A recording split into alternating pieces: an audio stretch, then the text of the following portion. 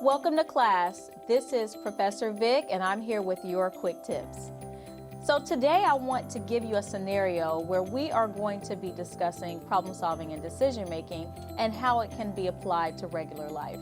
We're going to talk about that in 6 easy steps. And we can make a hypothetical situation which most people suffer with, which is what? Time management. We find ourselves overwhelmed with so many responsibilities within life. It can be anything from needing to balance work, children, school, volunteer work. It's so daunting that sometimes we're just saying there's just not enough time in the day. We say it all the time. But I want to really uncover what seems to be the real problem. So when we're looking at problem solving and we're looking at decision making, we have to first do the first step, which is actually identify the problem. So if we were to take a situation of a mother who is trying to balance school, work, and possibly children, what does that look like? Is the problem that this person has time management issues, or is it that they need to really look further into how to delegate some of their responsibilities? It could be something as simple as you have to take the kids to school in the morning and pick them up in the afternoon. Is there anyone that can do either or? And that way you can actually balance your time. The next one, we have to gather information. When you're gathering information, that means that you have to understand what the real problem is, but then also understand what are contributors. I love the idea of time management because when you're looking at time management, you're looking at how do you prepare for whatever it is that you have to do.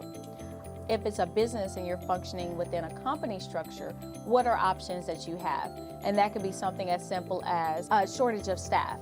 So the individuals that are in the workplace can't accomplish their tasks and execute properly because they don't have enough assistance or enough time to do all the responsibilities that they have. So that's step number 2. Now, step number 3, you have to clarify the problem.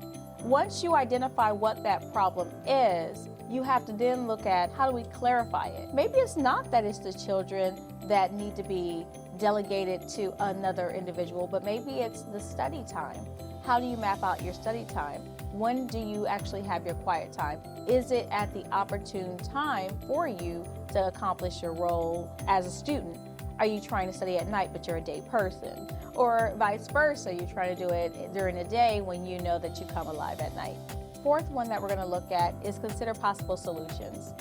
Once you are looking at the solutions that you have to consider what could be a possible solution. Then we have to go right back to the original step, which is to select that best option.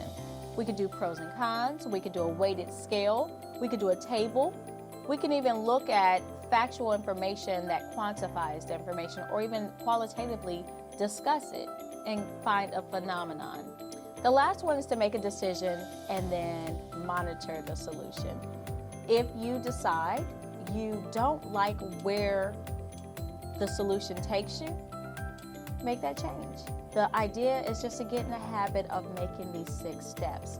Identify the problem, gather information, clarify the problem, consider possible solutions, select that best option, make a decision, and stick with it or make a change. You guys have a great day. Try to apply this, see if it works. I'll see you guys next time.